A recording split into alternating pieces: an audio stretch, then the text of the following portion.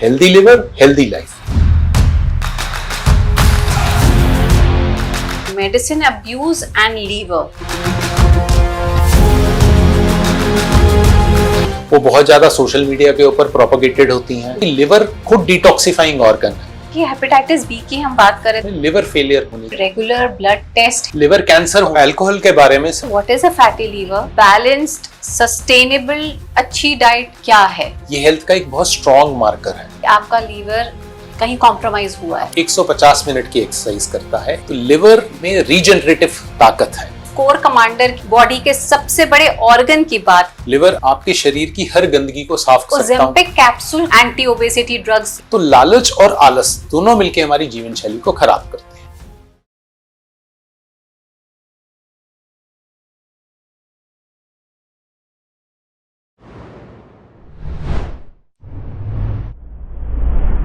नमस्ते, जय हिंद। आपके साथ मैं हूं तेजस्वी और आप देख रहे हैं नॉर्थ स्टार। कलेजे का टुकड़ा, जिगर का टुकड़ा, ऐसे कई फ्रेजेस आपने सुने होंगे, लेकिन क्या आप जानते हैं कि ये जो जिगर या कलेजा है वो एक्चुअली है आपका लीवर। आज के पॉडकास्ट में हम बात करेंगे लीवर हेल्थ के बारे में। ये जो मेगा मास्टर ऑर्गन, सबसे बड़ा ऑर्गन हमारे शरीर में है, इसका ख्याल हम कैसे रखें, कैसे जरूरी काम ये हमारे लिए करता है, और अगर हमने कोई लापरवाही की तो कैसे हमारी सिर्फ लीवर हेल्थ ही नहीं बल्कि पूरी हेल्थ बिगड़ सकती है। डॉक्टर शरद मल्होत्रा, गैस्ट्रोएंटेरोलॉजिस्ट, आज हमारे साथ इस पॉडकास्ट में हैं, आपको और मुझे ये एजुकेट करने के लिए how to keep liver healthy and how to stay healthy. Doctor Sharad, बहुत बहुत स्वागत है आपका नॉर्थ स्टार में। Thank you ma'am. आप हमारे शो पर आए और आज जो आप हम सबको एजुकेट करने जा रहे हैं, I think it is very very, I don't think but it's a fact that it is a very very vital information, क्योंकि आज हम बात करेंगे कलेजे की, जिगर की, जिसे हम लीवर के तौर पर जानते हैं। आज तक मुझे लगता है कई सालों तक लोगों को इस बात का एहसास भी नहीं था कि जब हम जिगर की बात करते हैं, so it is not your heart, it is your liver.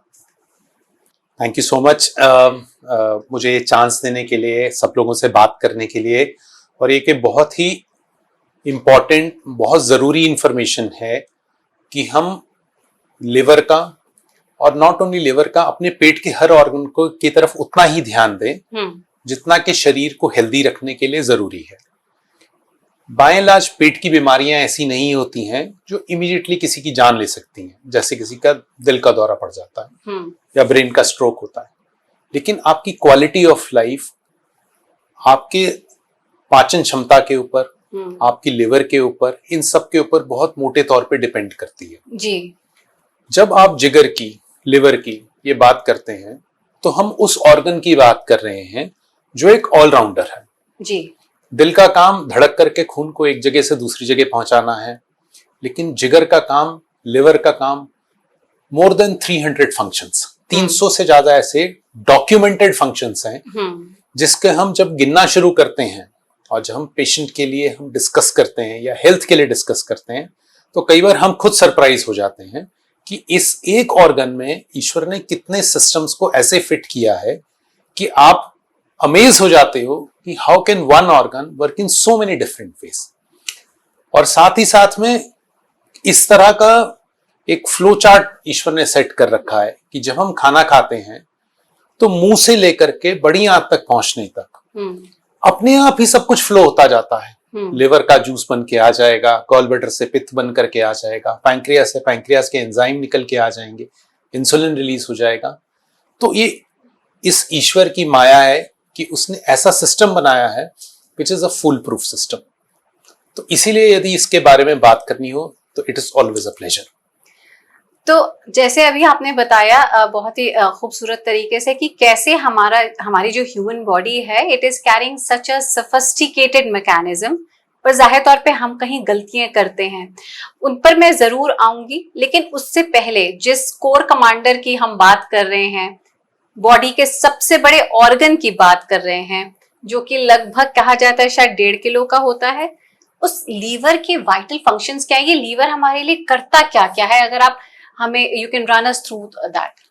देखिए, आपने बिल्कुल ठीक कहा कि ये हमारा सबसे बड़ा ऑर्गन है और लिवर के मामले में क्योंकि इतने फंक्शंस हैं कि जब कोई भी पेशेंट हमारे पास लिवर की बीमारी लेकर के आता है तो एक्चुअली तब रियलाइज होता है कि हम उसके साथ वो हमारे लिए कितना वाइटल है।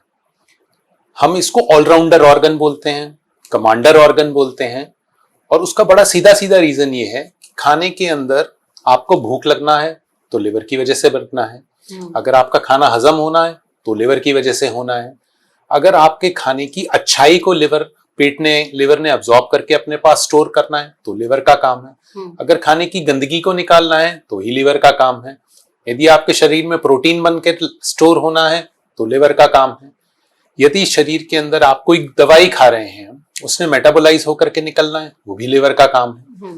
तो लिवर अपनी हर क्षमता में वो सब काम करता है जो आप सोच सकते हैं। शरीर के बनने वाले हार्मोन्स को रेगुलेट करना, शरीर में उनकी मात्रा को करेक्ट तरीके से रखना ताकि आपको किसी प्रकार का नुकसान ना हो, शरीर में प्रोटीन, फैट, कार्बोहाइड्रेट की मात्रा कितनी हो, हमें भूख कितनी लगे, किस जगह पे जाकर के हमारा लिवर सिग्नल करता है पेट को कि बस अब खाना रोक देना है और नहीं चाहिए, ये सब चीजें लिवर की हैं। खून जमाना है तो लिवर का काम आता है, शरीर में प्रोटीन के लेवल्स को अच्छा रखना है तो लिवर का काम आता है, आपकी एनर्जी, मैं ऐसे कहता हूं जिस प्रकार से आपके जेब में रखा पैसा होता है आप इंस्टेंटली निकाल करके बाहर दे सकते हैं, तो ये लिवर का रिलीज करना एनर्जी भी लिवर का काम है। यदि आपको पुराना, जैसे आप सोचते हैं कि मेरे पास इस समय तो एनर्जी खत्म है तो आगे मैं क्रेडिट कार्ड से पेमेंट कर दूं, तो उसी प्रकार से लिवर के अंदर फैट होता है, ये फैट अपनी एनर्जी को ऐसे ही रिलीज करता है। तो आप कभी भी देखेंगे जो भी इंसान लिवर की बीमारी के साथ ग्रसित होता है, जैसे एक समय पे हमारे बुजुर्ग कहा करते थे तबीयत खराब है, कमजोरी है तो तेरा लिवर खराब होगा। तो ये एक कॉमन सेंस की बड़ी ही इंपॉर्टेंट बात है कि हम लिवर की बीमारी को शरीर की कमजोरी से जोड़ करके देखते हैं, और बहुत बार पेशेंट्स की बीमारी इसीलिए पिक होती है क्योंकि हम लिवर को असेस करने की कोशिश कर रहे हैं। ओके। और लिवर अपने आप में एक ऐसा ऑर्गन है जो कि जब वो कमजोर पड़ता है, वैसे तो लिवर को एक्चुअली में लाइफ लॉन्ग कुछ होता नहीं है, और बड़ी मजेदार बात यह है कि जब हम किसी भी इंसान को लिवर का ट्रांसप्लांट करवाते हैं तो जो इंसान अपना लिवर का आधा हिस्सा दूसरे इंसान को, अपने परिवार के किसी मेंबर को देता है, तो 3 महीने के अंदर अंदर उस इंसान का लिवर ग्रो करके अपनी नॉर्मल पोजीशन तक आ चुका होता है। इमेजिन। और शरीर में ऐसा कोई ऑर्गन नहीं है कि आपकी उंगली कट जाए, आपका नाक कट जाए, कान कट जाए, कोई भी चीज रीग्रो नहीं करती है। तो लिवर में रीजनरेटिव ताकत है, यानी कि वो आपको दोबारा से ग्रो करके दिखा सकता है, और इसीलिए इस ऑर्गन का बहुत ध्यान रखना जरूरी है। लिवर का ध्यान रखना बहुत जरूरी है, डिटॉक्सिफिकेशन करता है, मेटाबॉलिज्म हो, हार्मोन रेगुलेशन हो, तमाम तरीके के फंक्शंस आपने अभी हमें बताए, why it is so important. कहा जाता है, and please correct me if I am wrong, कि लीवर आपके ब्लड प्योरिफिकेशन और ब्लड रेगुलेशन में भी रोल अदा कर रहा होता है। क्या इसीलिए लीवर या फैटी लीवर को और हाइपरटेंशन को भी जोड़ा जाता है कई बार? आपकी बात बिल्कुल ठीक है, क्योंकि लिवर का ये सारा फंक्शन है। लिवर अपने आप में आपके शरीर की हर गंदगी को साफ करने की कोशिश करता है। हमारे शरीर में सिर्फ 2 ऑर्गन्स ऐसे हैं जो शरीर की गंदगी को साफ करते हैं, एक लिवर और एक किडनी। लिवर खाने के रास्ते से आपकी जो खाने के अंदर की गंदगी आता है, लिवर उसको प्रोसेस करके बाहर निकालता है, और किडनी जो होती है वो यूरिन के रास्ते उसको पास करती है। तो लिवर के ऊपर हर उस चीज का इंपैक्ट पड़ता है जिसको पेट के रास्ते गुजरना होता है। तो लिवर जब कभी भी अपने शरीर, जब अपनी फंक्शनिंग को कमजोर कर देता है, या उसके अंदर कोई ऐसी डिजीज प्रोसेस या कोई ऐसी चोट आ जाए कि उसकी काम करने की ताकत कम होती जाती है, तो उसमें वो फैट जमाना शुरू कर देता है। ओके। जब वो फैट जमना शुरू होता है तो इसका मतलब ये होता है कि फैट सिर्फ लिवर में नहीं आ रहा है, शरीर की और जगहों पे भी इकट्ठा हो रहा है। तो साइंस ने एक सिंड्रोम, जिसे मेटाबॉलिक सिंड्रोम कहा गया है, वो सब चीजों को डिफाइन किया है। उस मेटाबॉलिक सिंड्रोम में इंसान को ब्लड प्रेशर की बीमारी, शुगर का होना या शुगर की टेंडेंसी को होना, इंसान का ओवरवेट होना, बॉडी मास इंडेक्स का ज्यादा होना, वेस्ट सर्कमफ्रेंस का ज्यादा होना, कोलेस्ट्रॉल का बिगड़ जाना, ये सारी चीजें इंक्लूडेड है। तो लिवर का कमजोर होना या लिवर का फैट होना डायरेक्टली हाइपरटेंशन नहीं कॉज करता, पर ये प्रोसेसिंग दिखाता है कि ये सारी की सारी डिजीजेस के होने की संभावना नॉर्मल इंसान से ज्यादा हो चुकी है। तो फैटी लिवर हम कहते हैं कि मेटाबॉलिक सिंड्रोम का लिवर मार्कर है।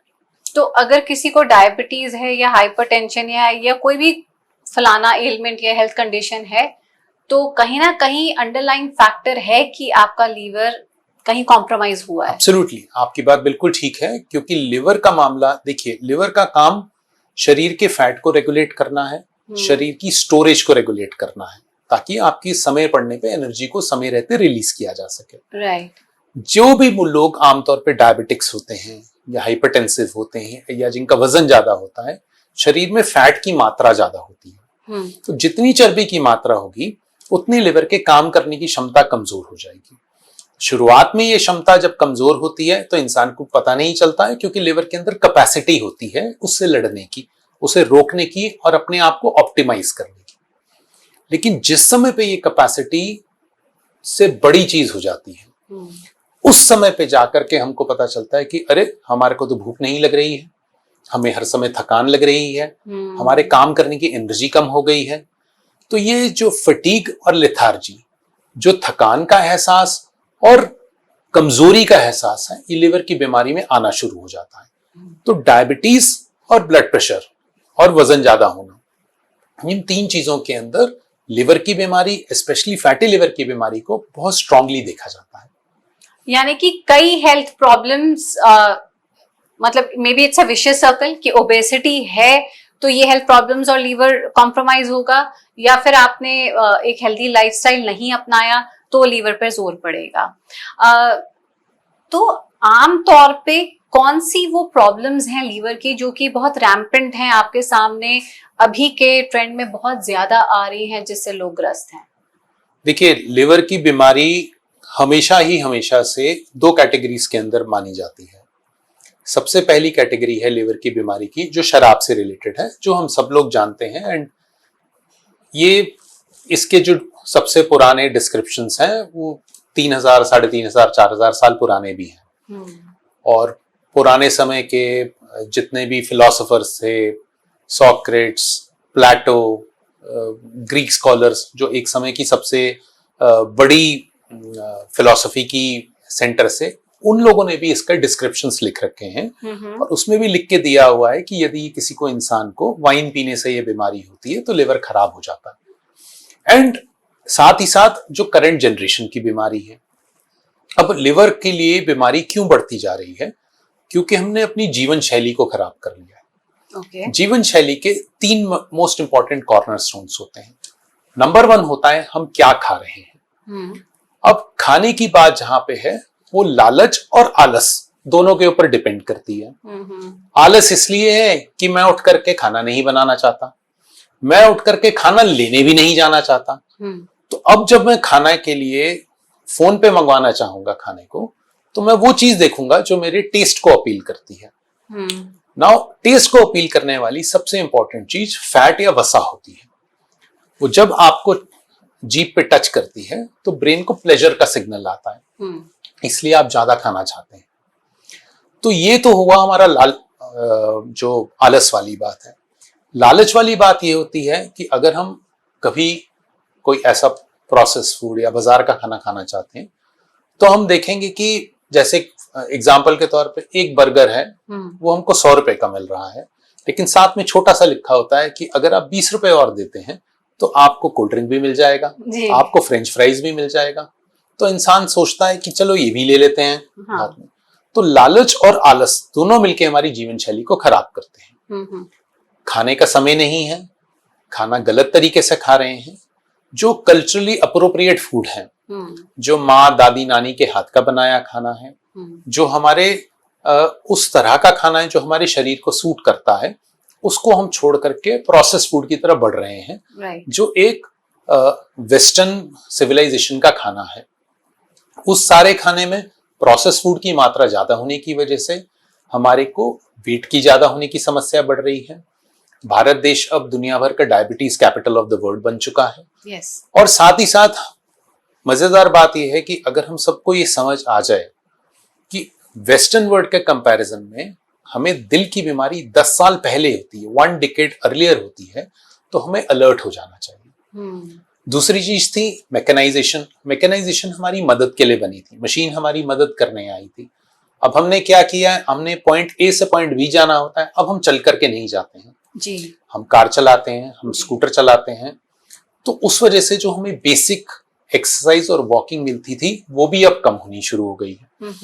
तो अगर पॉइंट ए से पॉइंट बी जाने का बेसिक काम भी हम छोड़ देंगे तो हमारे को अल्टीमेटली नुकसान होगा। और तीसरी चीज ये है कि इंस्टेड कि हम नेचुरल तरीके से अपने आप को फिट रखने की कोशिश करें, हम क्विक फिक्सेस ढूंढ रहे हैं। क्या मैं कोई सिरप पी करके फिट रख सकता हूँ, क्या मैं कोई कैप्सूल लेकर के अपने को फिट रख सकता हूँ। ओज़ेम्पिक कैप्सूल का बहुत जिक्र हो रहा है, उसके बारे में भी हमें बता ही दीजिए, क्योंकि अब आपने बोला कि लोग एंटी ओबेसिटी ड्रग्स लेना चाहते हैं, बेरियाट्रिक सर्जरी कराना चाहते हैं, और Ozempic I don't know, but please throw light on this and guide us. देखिए, ओज़ेम्पिक बड़ी मजेदार बात है कि लॉन्च तो हो ही गई है, एंड इसका एक माइनर वेरिएंट पहले भी हमारे पास में अवेलेबल था, जो डायबिटीज के मरीजों में यूज किया जाता था, और हमने भी चंद मरीजों के अंदर यूज किया है। ये जितनी भी दवाइयां होती हैं आपके मेटाबॉलिज्म को बदलती हैं। ओके। नाउ मेटाबॉलिज्म को बदलने का मतलब है कि आपको दवाई के साथ में अपने खान पान का और अपनी एक्सरसाइज का, यानी कि वो सब काम जो आप पहले ही यदि कर रहे हो तो शायद आपको ओज़ेम्पिक की जरूरत ना पड़े, करना जरूरी होता है। दूसरी चीज ये है, इनका इफेक्ट तब तक लास्ट करता है जितने समय तक आप इनको ले रहे हैं। ओके। ऐसा नहीं है कि हमने 1 साल बाद दवाई बंद करी तो उसका इफेक्ट लॉन्ग लास्टिंग रहेगा।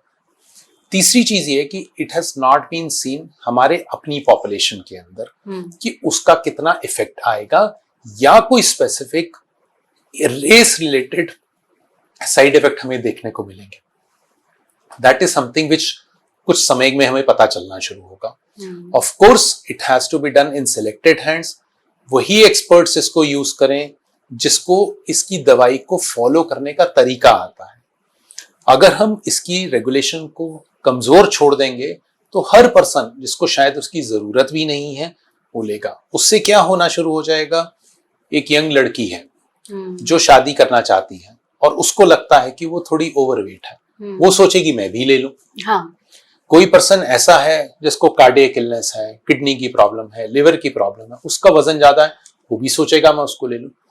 तो अनरेगुलेटेड यूज ऑफ मेडिकेशन एक दवाई की अच्छाई को खत्म कर देता है। ओज़ेम्पिक मास कंजम्पशन के लिए नहीं है, it is for a selected group of people जिसको रेगुलर मॉनिटरिंग की जरूरत है, in consultation with a appropriate doctor, nutritionist, as well as someone जो लाइफस्टाइल कोच की तरह काम करे। तो आपकी एक्सरसाइज, आपकी डाइट ये नहीं बदल सकती है, उसका आपको बहुत ध्यान रखना पड़ेगा। नहीं तो ऐसा नहीं हो कि आप ओज़ेम्पिक भी खाएं, आप विटामिन मिनरल की डेफिशिएंसी भी पैदा करें, और आपको पता चले कि एक्चुअली में आप वेट तो आपने लूज कर लिया लेकिन शारीरिक कमजोरी आपने अंदर से पैदा कर ली। सो बेसिकली ओज़ेम्पिक या कोई भी ऐसी एंटी ओबेसिटी पिल जो लोग बहुत लाइटली लेते हैं, they would be only for a particular group of people या कोई सर्टेन हेल्थ कंडीशन है। आमतौर पे आप मेहनत करिए, एक्सरसाइज करिए, खाना अच्छा खाइए। देखिए, इट्स बड़ी सिंपल सी बात है। अगर हमारे पास बैंक में पैसा जमा है, हमें उसको स्पेंड करना है, वो तभी कम होगा।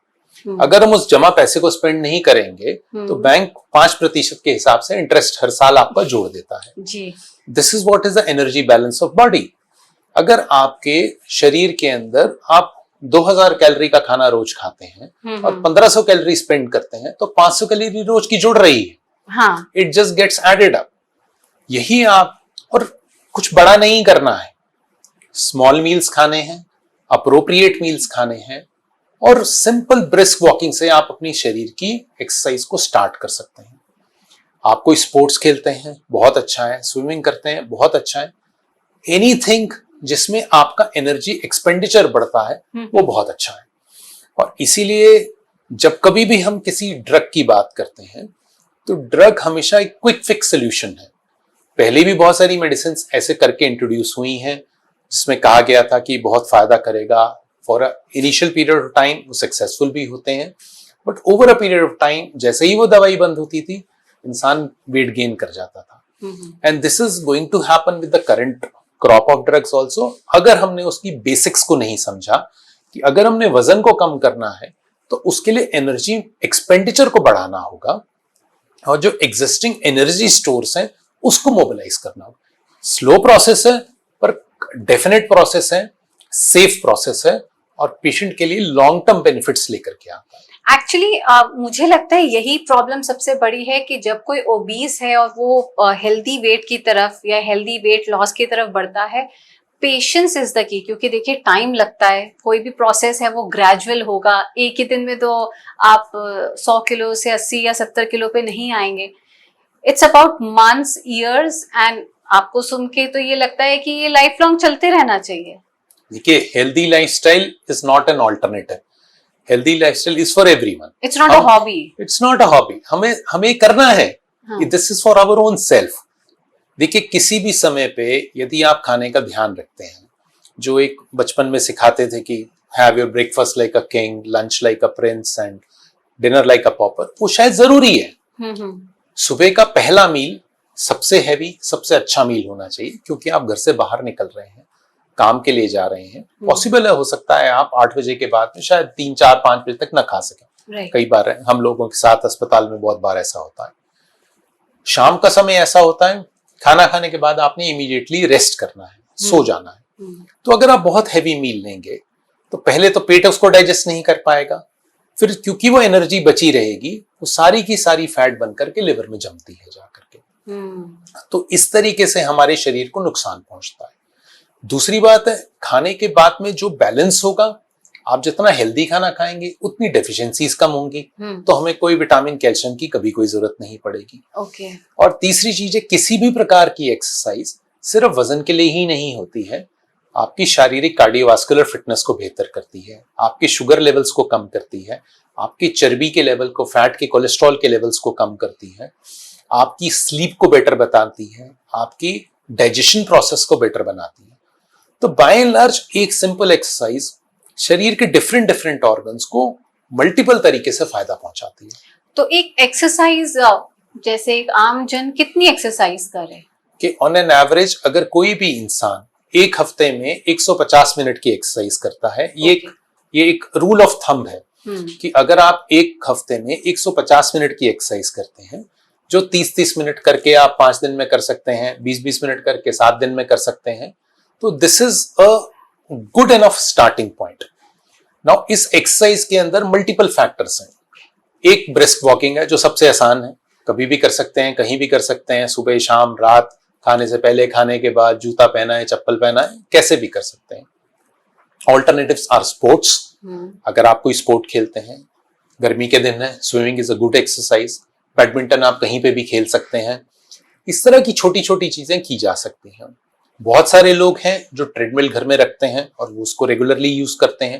दैट्स एन एडवांटेजियस थिंग, क्योंकि अगेन वो एक प्रॉपर एरोबिक एक्सरसाइज है। बुजुर्ग लोग जो नहीं कर पाए उसको, उन्हें थोड़ा सा योगा, प्राणायाम किसी भी ट्रेन पर्सन से सीख करके फिर करना चाहिए।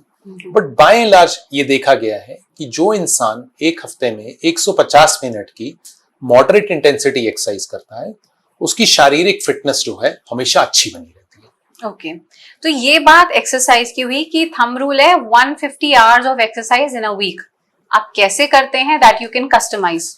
डाइट की अगर बात करें, and by diet I don't mean keto diet, intermittent fasting. Diet means जो हम खाना खाते हैं। तो एक बैलेंस्ड, सस्टेनेबल, अच्छी डाइट क्या है? कि आपकी बात बिल्कुल सही है, बिकॉज हर साल एक नए किस्म का पैटर्न आता है डाइट में जी। इस साल ए डाइट, अगले साल बी डाइट, एंड इंसान थोड़ा पजल्ड रहता है। और किसी भी चीज को आप 2, 4, 6 हफ्ते करेंगे और उसके बाद you are back to square one. Instead of that, better हमेशा से ये होता है कि हम अपनी डाइट को एक हेल्दी डाइट की तरह रखें। नाउ सिंपल तरीके से हेल्दी डाइट क्या होती है? 3 से 4 balanced portions through out the day खाना अच्छा होता है, क्योंकि उससे आपका बेसल मेटाबॉलिक रेट बेहतर होता है, वो फूड को प्रोसेस बेहतर करता है। सब बेसल मेटाबॉलिक रेट भी हमें समझाइए, what a common man should understand from. देखिए, बेसल मेटाबॉलिक रेट का सिंपल सा मतलब ये है कि हम शरीर के अंदर जो भी एक्टिविटी करते हैं उसको रन करने के लिए एक सर्टेन एनर्जी का लेवल चाहिए होता है। अच्छा। जो ये सर्टेन एनर्जी का लेवल होता है, ये हमारे शरीर के अंदर जितने सिस्टम्स है वो डिफाइन करते हैं कि कितनी एनर्जी किस समय पे रिलीज होनी है। ओके। उस एनर्जी को यूज करने का जो तरीका है वो मेटाबॉलिक रेट है। यदि एक इंसान स्मॉल मल्टीपल मील्स लेता है तो उसको पाचन क्षमता बार बार अपनी इस्तेमाल करनी है, शरीर के सारे ऑर्गन्स को मल्टीपल टाइम्स इस्तेमाल करना है, तो आपका मेटाबॉलिज्म बेहतर बना रहता है। यदि आप एक समय बहुत हैवी खाना खाते हैं और पूरा दिन कुछ भी नहीं खाते हैं तो आपका मेटाबॉलिज्म एक बड़ा सा बूस्ट आएगा और उसके बाद में वो प्लेटो कर जाएगा, तो आपका मेटाबॉलिक रेट कमजोर पड़ जाता है उन घंटों के लिए। दूसरी चीज है फूड की, जहां बात आती है, जितना कल्चरली अप्रोप्रिएट फूड है, यानी कि अगर नॉर्थ इंडिया में आप रहते हैं तो आपका गेहूं का बना हुआ ताजा खाना अच्छा होता है। अगर आप साउथ में लेते हैं तो राइस का बना हुआ खाना अच्छा होता है। हर खाने में कार्बोहाइड्रेट, फैट, प्रोटीन की प्रॉपर मात्रा होने की जरूरत है। परसेंटेजेस की बात करें तो हमेशा कार्बोहाइड्रेट की परसेंटेज 60 से 70% होनी चाहिए, प्रोटीन की अराउंड 20 से 25% होनी चाहिए और फैट 8 से 10% होना चाहिए, डिपेंडिंग ऑन किस प्रकार का आप खाना खा रहे हैं। जितना खाना फ्रेशली कुक्ड होगा वो उतना अच्छा होता है। जितना प्रोसेस्ड फूड होता है उसके अंदर हमेशा वसा की मात्रा ज्यादा होती है, वो चर्बी ज्यादा जमाता है और आपके शुगर के लेवल को बढ़ाता है ज्यादा। दिन में 2 से 3 बार फ्रूट्स और वेजिटेबल्स का सेवन जरूर करना चाहिए। उसमें न केवल आपको विटामिन और मिनरल मिलते हैं बल्कि आपको फाइबर मिलता है, जिससे शुगर की जो रिलीज होती है वो स्लो डाउन हो जाती है। ओके। प्लस साथ ही साथ आपके पेट के चलने की स्पीड बेहतर होती है, आप एक नॉर्मल स्टूल पास करते हैं और आपकी भूख अच्छी बनती है। अगर आप अपने खाने के अंदर, आजकल के समय में प्रोबायोटिक्स का बहुत it's $1 billion industry now, probiotics की बात करते हैं तो यदि आप सिंपल दही खाते हैं, लस्सी पीते हैं, सिंपल वेजिटेबल्स खाते हैं, फ्रेश वेजिटेबल्स खाते हैं, सलाद खाते हैं, सेब और केला जैसी चीज को इस्तेमाल कर रहे हैं, आप नेचुरल प्रोबायोटिक्स को यूज कर रहे हैं, तो कभी भी जो आपका कल्चरली अप्रोप्रिएट है, I always tell my patients कि जो आपकी मदर ने, जो दादी ने, नानी ने, I might be gender specific in this, उसका रीजन ये है कि हम जैसे लोगों ने खाना बनाना नहीं सीखा है, बट ये सारी जो घर में बनता हुआ खाना होता है वो हमेशा अच्छा होता है।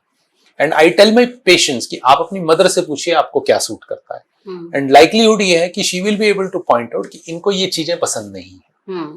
हमें जो कंटेंट कट डाउन पॉसिबली करने की जरूरत है, वो जो इन बिटवीन मील्स के बीच का जो समय है उसको कट डाउन करने की जरूरत है।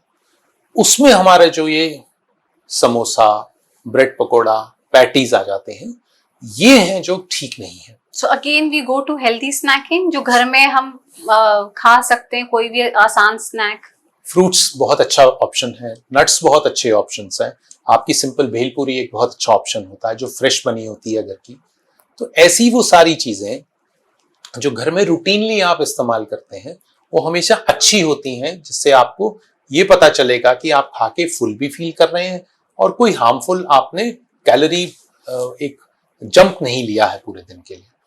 And plus once in a while, हफ्ते में 10 दिन में, 15 दिन में एक अपना चीट मील का डे रखिए, जिस दिन आपका जो मन है उस दिन वो खाइए, लेकिन बाकी 10 दिन अगर आपने हेल्दी खाना खाना है तो वो खाना है। Then the cheat meal has to be a cheat meal, it can not be कि एवरी टाइम। एंड जितने भी अच्छे अगर आप स्पोर्ट्स पर्सन से, एथलीट से, जितने लोगों से भी इंटरेक्ट करें और जितना हम लोगों ने भी किया है, खाने के मामले में ये लोग बहुत पर्टिकुलर होते हैं। Absolutely, they are so specific. मुझे 11 बजे खाना खाना है तो मुझे खा लेना है, अगर मुझे शाम 7 बजे के बाद कुछ नहीं लेना है तो नहीं लेना है। इनफैक्ट जो हमारे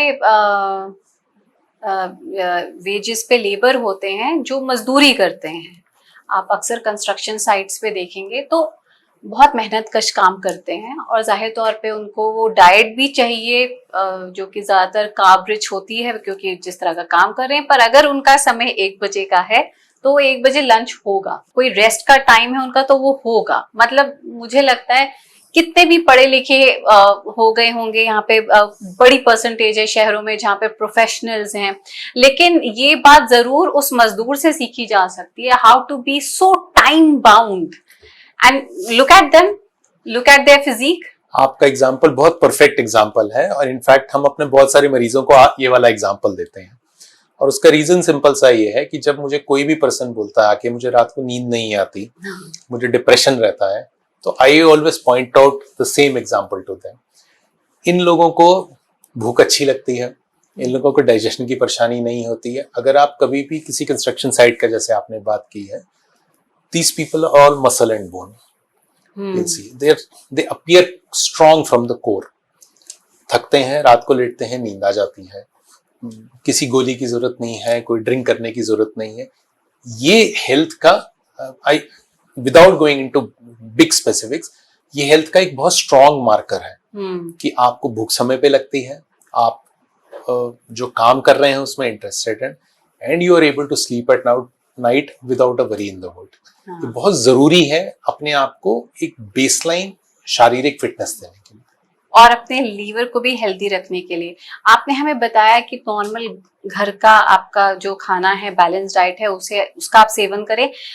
खाने के पोर्शन को लेकर भी एक बात होती है, हमेशा कहा जाता है कि जब आपको लगे कि आपका 50% 70% पेट भर गया है तो वहां रुक जाएं, उसके बाद ना खाएं। पोर्शन अगर मुझे अपना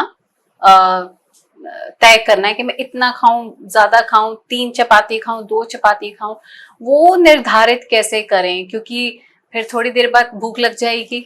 आपकी बात बिल्कुल ठीक है। एक्चुअली हमारा जो पेट है एक बैग की तरह है, और बैग की कैपेसिटी उतनी होती है जितनी हम उसकी बढ़ाते चले जाते हैं। ओके। तो बैग डिस्टेंड होता है, फूल जाता है। जब उसमें खाना जाता है पेट पिचका हुआ होता है, जब खाना आता है तो पेट फूलने लगता है। तो जिस समय पे आपको लगे कि अब थोड़ा से और होने के बाद में, यानी कि मैं थोड़ा सा और लूंगा और मैं फुल हो जाऊंगा, वो राइट टाइम होता है सिग्नल रुक जाने का। ओके। क्योंकि आपको अपना जो पेट है वो ब्रेन को सिग्नल भेज रहा है कि मैं अपनी 80% कैपेसिटी पे आ चुका हूं। और जब आप 80% कैपेसिटी पे आ सकते हैं, उसके आगे खाने को रोक देना चाहिए। उससे 2 फायदे होते हैं। पहली चीज, जितना पेट में एसिड बना हुआ होता है वो खाने को अप्रोप्रिएटली डाइजेस्ट कर पाता है। नंबर 2, खाना खाने के बाद में आपको हेवीनेस का एहसास कभी भी ये नहीं महसूस होगा कि आई एम टू फुल। तो जो सेंसेशन ऑफ फुलनेस या भारीपन की सेंसेशन है वो कभी भी नहीं आएगी। तो अल्प आहार जिसे हम कहते हैं, उतना ही लें जितना आपको लग रहा है, आपको कंफर्टेबल है। ओके। अब अगर हम लीवर पर आते हैं, तो हालांकि लीवर पर आने की जरूरत नहीं है, because in the digestive system और गैस्ट्रोइंटेस्टाइनल हेल्थ, ये सब आपस में कोऑर्डिनेशन में काम कर रहे हैं, चाहे हमारा पेट है, लीवर है, गॉल ब्लैडर हो। आपने जिक्र किया कि कैसे बॉडी में फैट बढ़ जाता है, या जब कोई कहता है कि फैटी लीवर है, तो वो लीवर में ही खाली फैट नहीं है, इट्स एन इंडिकेटर कि आपकी बॉडी में भी फैट जमा हो रहा है। ये फैटी लीवर की कंडीशन एग्जैक्टली है क्या?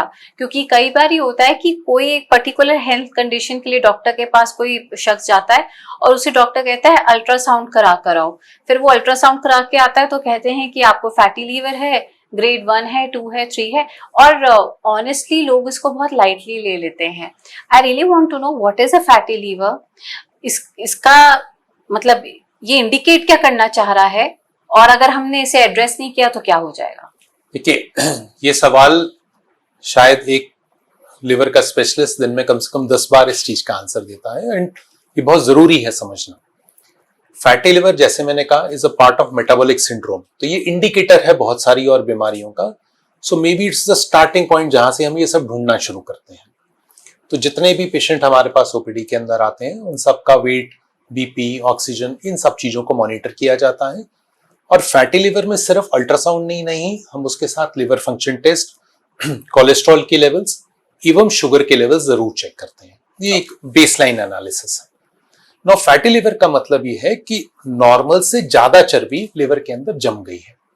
सिंपल भाषा में कहें तो नॉर्मल लिवर में एक जिसमें फैटी लिवर ना दिखे, उसमें लेस देन 5% फैट लिवर में प्रेजेंट होता है।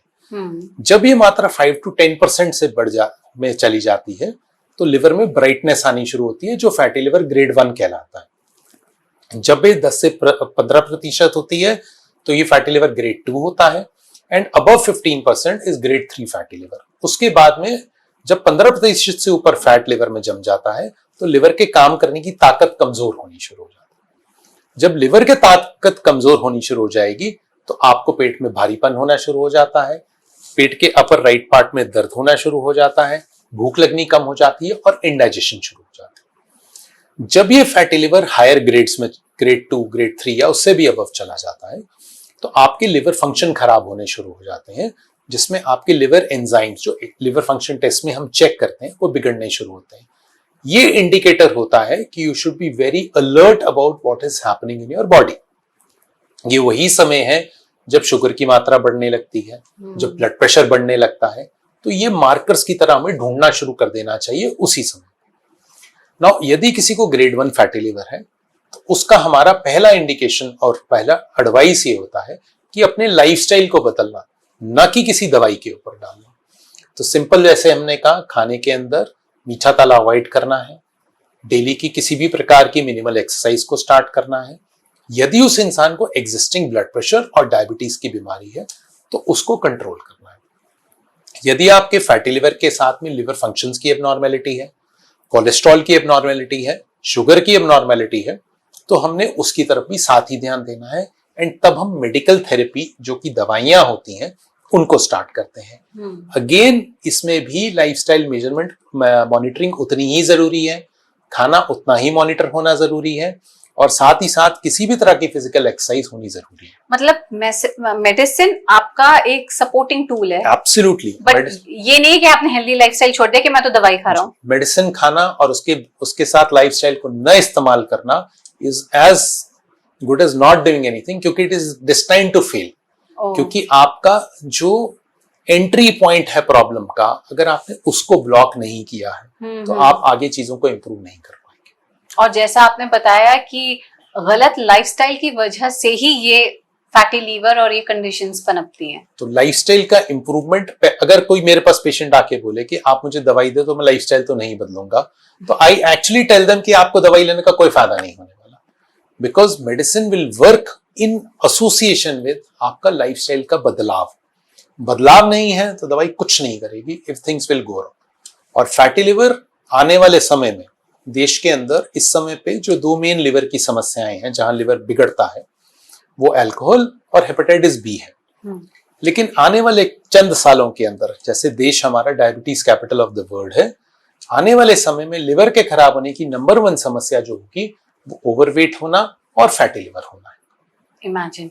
और फैटी लीवर को हम रिवर्स कर सकते हैं? एब्सोल्युटली, ये 100% रिवर्सिबल चीज है अगर आप ये छोटे छोटे अपने पैरामीटर्स को फॉलो करेंगे, जिसमें वजन को कंट्रोल करना, एक्सरसाइज को करना, फूड को ठीक रखना, अपनी डायबिटीज और ब्लड प्रेशर को कंट्रोल रखना, अपने कोलेस्ट्रॉल लेवल्स को कंट्रोल रखना, ये सब चीजें। और healthy eating is a wonderful way to eat also. सिर्फ उस पर शुरुआत में थोड़ी मेहनत करनी पड़ती है और थोड़ा टेस्ट डेवलप करना पड़ता है। अगर ये बात हुई फैटी लीवर की, हम जाएंगे जो कंटेजियस या फिर जो इन्फेक्शन के नाते लीवर को प्रॉब्लम हो सकती है। हमारे सामने हेपेटाइटिस के भी कई केसेस आते रहते हैं आसपास, आमजनों में, फैमिलीज में हम देखते हैं। हेपेटाइटिस ए बी सी हो गया, या फिर अल्कोहल कैसे लीवर को डैमेज कर सकता है। बट बिफोर दैट एक सवाल जो देखा, मतलब ये सवाल वो है जो कि हम अक्सर देखते हैं कि कोई बहुत ही दुबला पतला है, ओबीस नहीं है, हाँ एब्सोल्युटली फाइन अगर आप देखें, लेकिन उसको भी फैटी लीवर है। बहुत इंटरेस्टिंग सवाल है, और उसका रीजन ये है कि जो साउथ ईस्ट एशियन हमारा जो जेनेटिक्स है, उसमें हमारे एक कंपोनेंट है जिसको लीन नैश कहा जाता है, यानी कि लीन फैटी लिवर कहा जाता है। जिसका मतलब ये है कि हमारा वजन तो ठीक है या नॉर्मल है, उस सब के बावजूद भी फैट को संभालने की कैपेसिटी जो है वो हमारे लिवर में नहीं है उतनी, या शरीर में नहीं है उतनी। ये भी उतना ही डेंजरस है जितना कि एक ओवरवेट इंसान का लिवर होता है। तो वो सारे इंस्ट्रक्शंस या वो सारी लाइफस्टाइल चेंजेस जो एक ओबीस पर्सन को, ओवरवेट पर्सन को करनी है, वो उस पतले इंसान को भी वैसा ही फॉलो करना। तो उसका जैसे ओबेसिटी या गलत खाना या एक्सरसाइज ना करना, ये तो हो गया एक ओबीस शख्स के लिए जिसको फैटी लीवर है। लेकिन जो दुबला पतला है उसने क्या गलत कर दिया कि उसको फैटी लीवर हो गया? हर बीमारी के 3 मेन कंपोनेंट होते हैं। एक जेनेटिक्स जो हमें माँ बाप से मिला होता है, एक एनवायरमेंटल होता है जो कि हमारे आसपास की सिचुएशंस होती हैं कि हमारी हवा कैसी है, हमारा पानी कैसा है, और तीसरा सोशल होता है कि हम खाना कितना खाते हैं, हम एक्सरसाइज कितनी करते हैं। इन तीनों में से एनवायरमेंटल और सोशल को हम बदल सकते हैं कि हम साफ खाना खाएं, एक्सरसाइज करें, ऐसे लोगों से एसोसिएट ना करें जो हमें उल्टा सीधा खाने पे उकसाएं, लेकिन जेनेटिक्स चेंज नहीं होते हैं। राइट। तो अगर जेनेटिकली एक इंसान का प्रीडिस्पोजिशन है फैटी लिवर का, जैसे मैंने कहा लीन फैटी लिवर भी एक कंडीशन हमारे देश में साउथ ईस्ट एशिया में ही है, तो हम लोगों की एक आप ऐसे कह सकते हैं जेनेटिक मेकअप ऐसा है जो कम खाने के लिए बना था। Okay. Over the period of evolution आप धीरे धीरे खाना इतना होता गया कि हम नॉट ओनली खाना ज्यादा खाने लगे, खाने में प्रोसेस्ड फूड बहुत खाने लग गए। तो जो अब एक ट्रेडिशनल स्वीट होती थी, खीर होती थी, सेमिया होती थी, जिसमें शुगर तो होती थी, वो स्लो रिलीज शुगर होती थी। अब आज हम खाते हैं, एक पेस्ट्री खाते हैं, सडन रश ऑफ एनर्जी, तो the glucose level just goes up like this. Right. तो ये जो जंप होते हैं शुगर्स के, ये हमारे लिए हार्मफुल होता है। बेसिकली जो हमारा पारंपरिक खाना था उससे अलग जो भी अब हम अडाप्ट करें, क्योंकि बॉडी का मेकअप तो था नहीं उस खाने के लिए, सो ऑफ कोर्स बॉडी उसको शायद वैसे रिस्पॉन्ड कर रही होगी। आपने नैश का जिक्र किया, नैश और ऐश ये हैं क्या टर्म्स, और आम आदमी को कितने समझने चाहिए? देखिए, बड़े मोटे तौर पे बात है, ऐश का मतलब होता है अल्कोहल एसोसिएटेड स्टीएटोहेपेटाइटिस, यानी शराब पीने से होने वाली फैटी लिवर की बीमारी, और नैश का मतलब है नॉन अल्कोहलिक स्टीएटोहेपेटाइटिस। इसका मतलब है कि वजन ज्यादा होने से, कोलेस्ट्रॉल ज्यादा होने से, डायबिटीज से होने वाली, या आम भाषा में जिसे फैटी लिवर कहा जाता है। प्रॉब्लम्स दोनों ही सेम है, सिर्फ उसका स्टार्ट करने वाला फैक्टर एक जगह अल्कोहल है, एक जगह अल्कोहल नहीं है। उसके आउटकम्स ऑलमोस्ट सिमिलर होते हैं अगर हम लॉन्ग टर्म तक फॉलो करते हैं। अल्कोहल में एक रिवर्सिबल फैक्टर है, यदि एक इंसान शराब पीना बंद कर देता है तो उसके फैटी लिवर की कोई भी स्टेज हो वो डेफिनेटली इंप्रूव करेगी, क्योंकि जिस वजह से वो हो रहा है उसने उसको हटा दिया। नॉन अल्कोहलिक के अंदर वही बात आएगी कि वजन कम हो रहा है कि नहीं, शुगर कंट्रोल हो रही है कि नहीं, कोलेस्ट्रॉल के लेवल नीचे आ रहे हैं कि नहीं, आप एक्सरसाइज कर रहे हैं कि नहीं। तो बेसिकली एक आम इंसान को सबसे पहले तो ये जानना जरूरी है कि फैटी लिवर का रीजन क्या है। तो फैटी लिवर के अंदर अगर शराब की एसोसिएशन है और आपका फैटी लिवर हायर ग्रेड्स में है, या आपके लिवर फंक्शन बिगड़े हुए हैं साथ में, तो आपको अल्कोहल को इमीडिएटली रोक देना चाहिए, ताकि ऑनगोइंग लिवर डैमेज को हम स्टॉप कर सकें। और वजन जिसका ज्यादा हो उसको वजन कम करना है, तो नॉन अल्कोहलिक स्टीएटोहेपेटाइटिस को भी हम रिवर्स कर सकें। तो ये जो अल्कोहल है ये लीवर को बिगाड़ कैसे सकता है? अल्कोहल फैटी लीवर का जनक कैसे हो सकता है? Why alcohol is considered to be a culprit if you want to be healthy? मतलब बेसिकली अल्कोहल कर क्या रहा है बॉडी को? देखिए, अल्कोहल हमेशा से एक source of pleasure and enjoyment की तरह से एसोसिएट किया गया है, और अनफॉर्चुनेटली जो करंट हमारी सोसाइटी भी है उसको इस चीज को एक्सेप्ट करने लग गई है।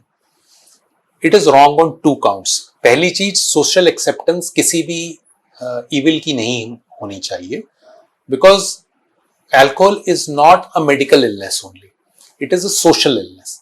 तो एक इंसान का ही शरीर नहीं खराब होता, उसकी फैमिली को दिक्कत आती है, सोसाइटी को दिक्कत आती है, एंड अगर सोसाइटी बीमार होगी तो पूरे देश को दिक्कत आएगी। तो वो एक एस्पेक्ट है। दूसरा एस्पेक्ट है, जब भी अल्कोहल एक सर्टेन मात्रा से ऊपर जाता है तो there is a way in which we define कि what is a severe level of drinking या हायर लेवल ऑफ ड्रिंकिंग।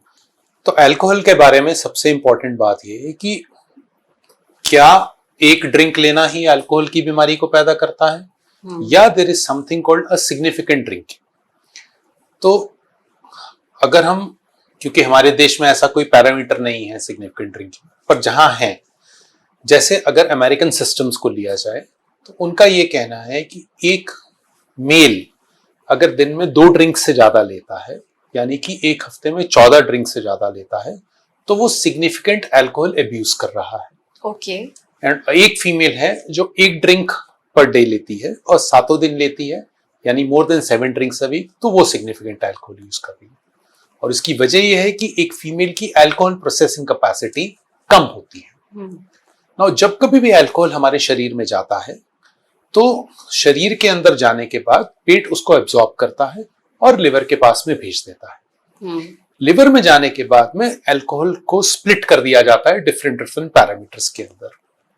उसमें से एक पैरामीटर ऐसा है जो कि फैट जमाने की मात्रा को, इस प्रोसेस को बढ़ा देता है, तो फैट जमना शुरू हो जाता है। यानी यदि एक इंसान आज ड्रिंक करना शुरू करता है तो चौथे पांचवें दिन से उसको फैट जमना शुरू हो जाएगा। It is so early.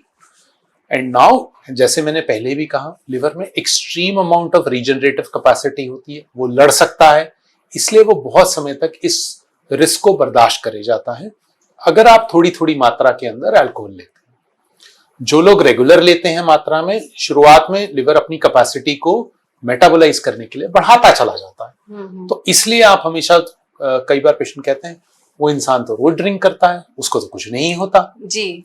तो हमारा उनको यही आंसर होता है कि वो मेटाबॉलिक कैपेसिटी को बढ़ा रहा है, जो आपका लिवर है उसको प्रोसेस कर पा रहा है, पर सडनली वन डे ऐसा आएगा कि वो प्रोसेस बंद हो जाएगी और लिवर फेलियर की तरफ चल पड़ेगा। कितना अल्कोहल सेफ है, क्योंकि अगला सवाल मुझसे हमेशा पेशेंट यही पूछते हैं। बिल्कुल। अगर हम वर्ल्ड हेल्थ ऑर्गेनाइजेशन WHO की बात करते हैं तो उसका बहुत क्लियर अनएम्बिगुअस आंसर है कि no level of alcohol consumption is safe. और मैं अपने हर पेशेंट को या अपने हर जानने वाले को ये कहता हूं कि आप कभी भी अगर अल्कोहल पी रहे हैं, सी टू इट कि आप अल्कोहल पीने के बाद कभी भी ड्राइव नहीं करें, क्योंकि डे 1 ऑफ अल्कोहल अब्यूज में आप एक्सीडेंट कर सकते हैं। राइट।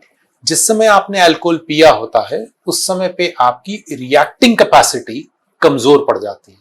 तो यदि सामने से कोई गाड़ी या कोई चलता हुआ पर्सन आया, हो सकता है आप ब्रेक ना ला सके, आपको भी चोट लग सकती है और सामने वाले को। तो every alcohol episode can lead to an accident. Okay.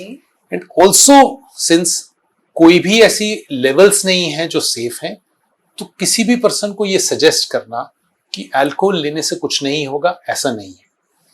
साथ ही साथ एक बहुत बड़ा मिसकंसेप्शन है हमारे देश में, और ये काफी सारे लोग हमारे पास जो रूरल सेटअप से आते हैं, उनका मिसकंसेप्शन ये है कि beer is not alcohol, which is a wrong concept. Because beer की मात्रा, विस्की की मात्रा, वाइन की मात्रा, ये सब चीजें अपने अपने लेवल पे एक ड्रिंक की तरह डिसाइड होती है। राइट। सो वन ड्रिंक जो होगी वो एक 330 ml का बियर का कैन या 40 ml की हमारी विस्की या 120 ml की वाइन, ये सब इक्विवेलेंट है। तो beer is as much alcohol as anything else.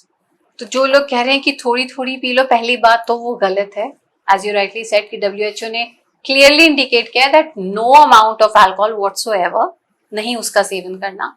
और ये आपने बिल्कुल सही बात बोली कि कई बार लोगों में, I won't say it's a misconception, but I don't know कहाँ से दे हैव रेड इट कि बियर है, शैंपेन है या जिन, रम है, these are very mild forms, ये तो अल्कोहल में गिने भी नहीं जाते। उसका मैम रीजन सिंपल सा ये है कि हर एक की अल्कोहल की मात्रा अलग अलग होती है।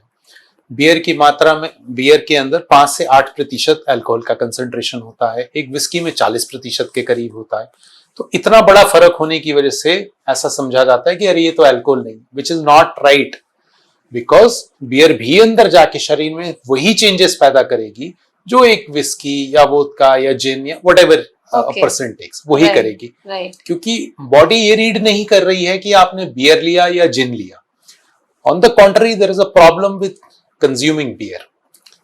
कोई भी चीज जो फिज के साथ में शरीर में एंटर करती है, जिसमें बबल्स होते हैं, पेट उसको बहुत तेजी से एब्जॉर्ब करता है। ओके। तो अगर आप विस्की को सोडा के साथ लोगे तो वो ज्यादा तेजी से एब्जॉर्ब होती है।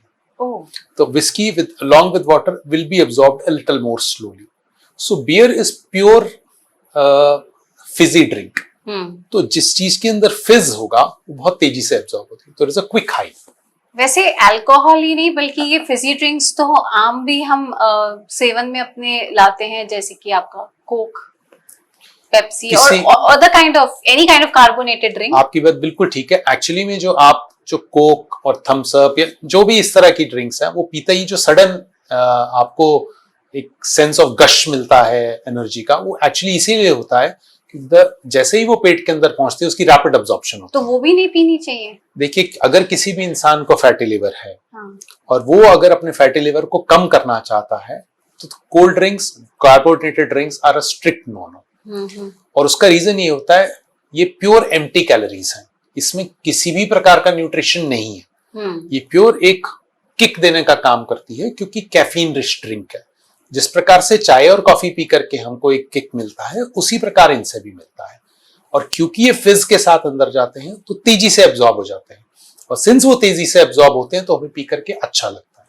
सो अगर हमें कभी वंस इन अ वाइल लेना है, कि हमने महीने 2 महीने में कभी एक बार लेना है, it makes no difference. But अगर किसी पर्सन को फैटी लिवर है, डायबिटीज है, या कोई ऐसी बीमारी है जिसके अंदर उसको फैट की मात्रा ज्यादा नहीं होनी चाहिए, तो then that person should avoid it. तो ये बात हो गई कि आपने ओकेजनली कोई कार्बोनेटेड ड्रिंक पी ली। आपने अभी कैफीन का जिक्र किया, हालांकि ये इस बात से बिल्कुल अलग है। अक्सर ये देखा गया है कि जो भी डॉक्टर होंगे या स्पेशलिस्ट होंगे वो ये कहेंगे कि चाय अवॉइड कर सकते हो लेकिन कॉफी अच्छी है। देखिए तो चाय, क्या लीवर के लिए सच में कॉफी अच्छी है? देखिए चाय और कॉफी बहुत हार्मलेस एडिक्शंस हैं। ये these are addictions but they are harmless. और चाय और कॉफी के अंदर अगर आप उसका केमिकल स्ट्रक्चर पढ़ें तो सिर्फ एक मिथाइल ग्रुप का फर्क होता है, कोई बहुत बड़ा फर्क नहीं होता अच्छा, है। ओके। तो दोनों भाई बहन ही है। ओके। कॉफी की मात्रा को जब असेस किया गया कि जिन लोगों को लिवर की समस्याएं थी, तो ऐसा पाया गया कि 3 से 4 कप कॉफी जो लोग रोज पीते थे, उनकी लिवर की कंडीशन थोड़ी बेहतर हो जाती है। ओके। ये इलाज नहीं है हाँ, लिवर हाँ। की बीमारी का, लेकिन लिवर की सपोर्ट है फूड के साथ में। तो इसलिए अगर आप 3 से 4 कप कॉफी रोज का पीते हैं, जो कि ब्लैक कॉफी हो सकती है, इंस्टेंट कॉफी हो सकती है, जो बेहतर होती है, जो प्रोसेस, जो फ्रेशली बीन से बनी हुई जो कॉफी फ्रेश होती है, वो अच्छी कॉफी होती है। ओके। तो यदि आप 3 से 4 कप बीन से बनी हुई फ्रेश कॉफी पीती है तो वो अच्छी है।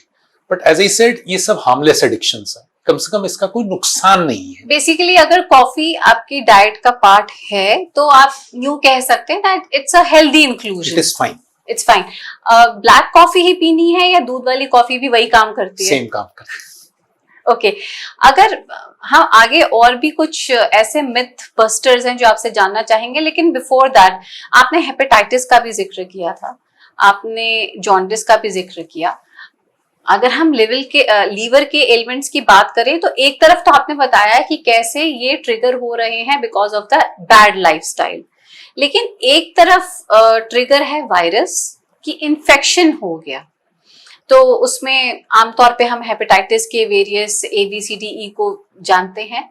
आम जन को क्या पता होना चाहिए इस नाते फॉर दिस इंफॉर्मेशन, जिसको लेके अगर आप कहें तो को एहतियात बरते, या क्या इनॉक्यूलेशन, वैक्सीनेशन करवाए, इम्यूनाइजेशन कराए? गर्मी का समय चल रहा है तो ये बड़ा इंपॉर्टेंट और रेलेवेंट सवाल है।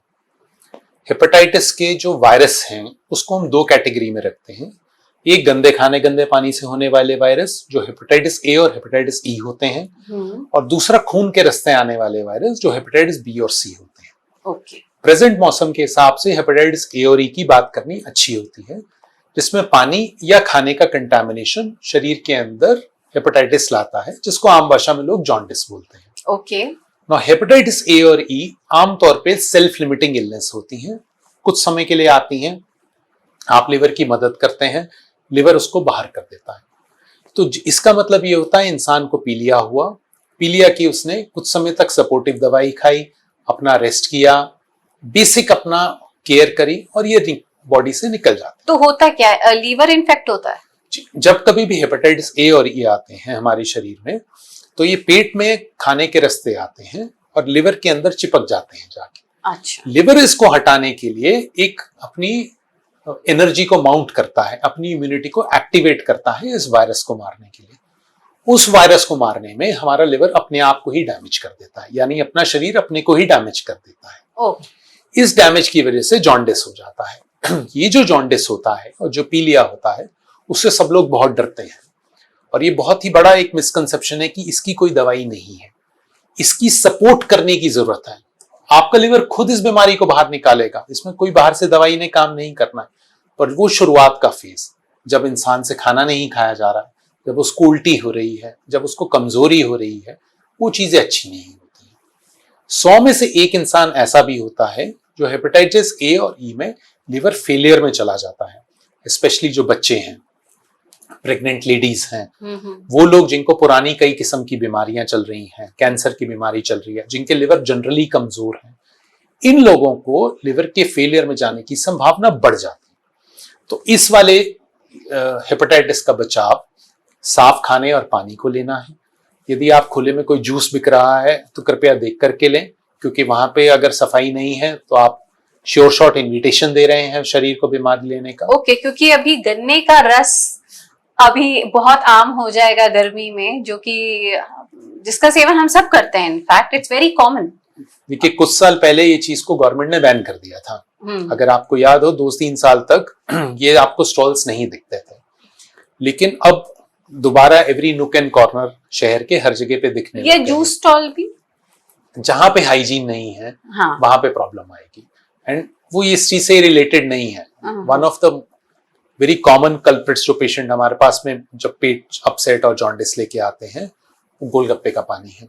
बहुत जगह पे, because basically again basic hygiene जहां मिसिंग होगी, वहां पे ये बीमारी आ जाएगी। कई बार आप देखते हैं कि कोई शादी का समारोह होता है, तो उसके बाद अचानक से बहुत लोग बीमार पड़ जाते हैं।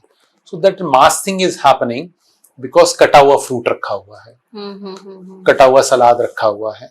तो जो भी रॉ चीज है, जो अनहाइजीनिक चीज है, वो बीमारी लाएगी। तो बचाव भी यही है, अनहाइजीनिक चीज से बचना है, साफ खाना और साफ पानी लेना है। हेपेटाइटिस ए के लिए वैक्सीन की अवेलेबिलिटी है, लेकिन वो आमतौर पे बच्चों को दी जाती है ताकि वो ग्रोइंग फेज के अंदर ही उनको जॉन्डिस नहीं हो। Okay. The other category of hepatitis is hepatitis B and C. Hepatitis B और सी खून के रास्ते आने वाले वायरस होते हैं, और ये ए और ई के बनिस्बत बहुत ज्यादा डेंजरस होते हैं। हेपेटाइटिस बी और सी दोनों को शरीर में आने का जो तरीका है, वो मल्टीपल तरीके से आते हैं। वो ब्लड ट्रांसफ्यूजन के थ्रू आ सकते हैं, कंटैमिनेटेड संक्रमित सुई के प्रयोग से, जो ड्रग अब्यूजर्स हैं उनसे आ सकते हैं, जिन लोगों के मल्टीपल सेक्सुअल पार्टनर्स हैं उनको आ सकते हैं, मदर से बच्चे को आ सकता है। ये कुछ ऐसी चीजें, उस सब के बावजूद भी कई बार हम आइडेंटिफाई नहीं कर पाते हैं कि कहां से आ रहा है। बट बेसिकली किसी भी तरीके का ब्लड ट्रांसफ्यूजन या ब्लड ट्रांसमिशन के थ्रू ये वायरस हमारे शरीर में आते हैं। हेपेटाइटिस बी हमारे देश की बहुत बड़ी प्रॉब्लम है, क्योंकि वो हमारे देश में लिवर फेलियर होने की नंबर 1 वजह है, लिवर कैंसर होने की नंबर 1 वजह है। तो हेपेटाइटिस बी का बचाव बड़ी सिंपल तरीके से 3 वैक्सीन के डोजेस हैं, जो भारत सरकार के प्रोग्राम में अब बचपन में ही लग जाते हैं। इस वजह से over a period of years इसकी मात्रा कम हो रही है, जो एक बहुत अच्छी और हार्टनिंग बात है। हेपेटाइटिस सी के लिए कोई वैक्सीन तो नहीं है, लेकिन यदि अगेन हम नीडल हाइजीन जिसको बोलते हैं, अगर हम नीडल हाइजीन को यूज करते हैं, अगर हमारे पास में मल्टीपल सेक्सुअल पार्टनर्स नहीं है, अगर टैटू जैसी चीज बनवा रहे हैं तो साफ नीडल्स हैं, तो अच्छा है। The good thing in hepatitis C is हमारे पास इस प्रकार की दवाई आज के समय में अवेलेबल है, जो 3 से 6 महीने के बीच में इस वायरस को खत्म कर देती है। ओके। अगर किसी पर्सन को हेपेटाइटिस बी के इलाज की जरूरत पड़ती है, तो वो इलाज लंबा होता है, कई बार सालों से लेकर के जीवन भर तक हो सकता है। तो वो इस बात पे डिपेंड करता है कि हेपेटाइटिस बी की किस स्टेज पे इंसान है। जैसे कई बार हमारे पास पेशेंट्स आते हैं जिनको हम दवाई स्टार्ट करते हैं और वो 2 महीने 3 महीने लेकर के छोड़ देते हैं कि enough, I am feeling fine. तो ये एक प्रवृत्ति जो है उसको इसलिए छोड़ना जरूरी है क्योंकि हेपेटाइटिस बी लॉन्ग टर्म में डैमेज करता है और आपके शरीर को वो कभी छोड़ता नहीं है। तो आप अगर नहीं भी दवाई के ऊपर हैं, आपको अपना जो पीरियोडिक फॉलोअप है, जो 6 महीने से 12 महीने के बीच में किया जाता है, उसको मेंटेन करना जरूरी है। तो basic needle hygiene, vaccination in childhood and taking care of your own body in different manners. जैसे अगर आप ब्लड ले रहे हैं कहीं पे ट्रांसफ्यूजन के लिए, तो हमेशा एक ऑथराइज ब्लड बैंक से लें। अवॉइड करें मल्टीपल सेक्सुअल पार्टनर्स को। कहीं टैटू बनवा रहे हैं तो नीडल्स को देखें कि कितनी साफ सुथरी है। मदर्स को इसीलिए चेक किया जाता है, अगर अनफॉर्चुनेटली कोई मदर पॉजिटिव है तो बच्चे को वैक्सीन और इम्यूनोग्लोबुलिन दिया जाता है, ताकि मदर से बच्चे को जो ट्रांसमिशन है उसको हम ब्रेक कर सकें। तो ये हेपेटाइटिस के जो ब्लड वाले मार्कर्स हैं, हेपेटाइटिस बी और सी, ये बहुत डेंजरस होते हैं अगर ये अनकंट्रोल्ड रह जाए तो। और इसीलिए जितने भी हेल्थ चेकअप्स हैं उसमें अगर हेपेटाइटिस बी सी नहीं है तो आई फील कि वो इनएडिक्वेट होते हैं, बिकॉज उसके अंदर ये 2 ऐसी चीजें हैं। जो कि जब तक चेक नहीं होती हमें मिलती नहीं। तो क्या इसका मतलब ये है कि कोई रेगुलर ब्लड टेस्ट हैं जो किसी भी आमजन को कराने चाहिए to know the liver health? देखिए, मेरा सबसे सजेशन होता है कि अच्छी सेहत एक गिफ्ट है। तो गिफ्ट हम सबसे ज्यादा अपने जन्मदिन पे रिसीव करते हैं, तो अपने जन्मदिन पे हमें एक बार अपना बेसिक जांच जरूर करनी चाहिए। That's a good idea, actually भूलेंगे भी नहीं। और वो इसलिए जरूरी है क्योंकि हमें बहुत बेसिक चीजें चेक करने की जरूरत होती है। अगर हम सिर्फ लिवर हेल्थ की बात करें तो हमें एक सिर्फ लिवर फंक्शन टेस्ट का छोटा सा टेस्ट एवं अल्ट्रासाउंड करने की नीड होती है, इसके अलावा कुछ भी नहीं चाहिए। और अगर कोई इंसान पूरा लिवर फंक्शन टेस्ट भी ना करना चाहे तो एक सिंगल लिवर एंजाइम जिसको ALT या SGPT कहते हैं, उसको करने से हमारी को ये पता चल जाता है कि लिवर की हेल्थ ऑप्टिमल है या नहीं। यदि एक सिंगल एंजाइम वो बढ़ा हुआ है तो चांसेस ये हैं कि लिवर में कोई कमजोरी निकलेगी और उससे आप प्रॉपर फुल इन्वेस्टिगेशन कर सकते हैं। एक अल्ट्रासाउंड आपको मल्टीपल वैल्यूज बताता है, लिवर का साइज क्या है, लिवर में कितना फैट है, गॉल ब्लैडर कैसा है, पेट के अंदर किसी प्रकार का पानी तो नहीं है, ये सब चीजें एक सिंपल अल्ट्रासाउंड के साथ में पता चल जाती हैं। तो apart from that liver function test तो एक एस्पेक्ट है। यदि कोई भी इंसान उसके साथ में साल में एक बार अपने ब्लड शुगर लेवल को, अपने हीमोग्लोबिन के लेवल को, अपने किडनी फंक्शन को अगर एक बार साल में देखता है, आई थिंक हम अपनी बॉडीज को ये ओ करते हैं, क्योंकि ईश्वर का बनाया हुआ सिस्टम इतना परफेक्ट है कि अगर उसमें आती कोई भी समस्या है जिसको हम जल्दी पिक कर लेते हैं तो हम उस चीज को बिगड़ने से बचा सकते हैं। तो this is what I tell all my patients कि साल में एक बार, एंड अगर कोई यंग पर्सन है वो कहता है मैं तो फिट हूं बिल्कुल, तो एटलीस्ट 40 की एज के बाद, कम से कम 40 साल की उम्र के बाद इस एक्शन को जरूर शुरू कर देना चाहिए, सो दैट आपकी प्रॉब्लम्स को शुरुआत में हम डिटेक्ट करके रोक सकें। So prevention is better than cure, as we always say, और early detection is even better. जैसे अभी हेपेटाइटिस बी की हम बात कर रहे थे, आपने कहा था बच्चों को वैक्सीन लगती है, लेकिन उस जनरेशन से अब कई तो बड़े हो चुके हैं जब हेपेटाइटिस बी की वैक्सीनेशन उनके जन्म के समय पर थी नहीं। तो ये जो एडल्ट्स हैं, क्या इनको भी हेपेटाइटिस बी की वैक्सीनेशन लेनी चाहिए तो कितनी लेनी चाहिए, या क्या उसका पीरियड है या टाइम फ्रेम है?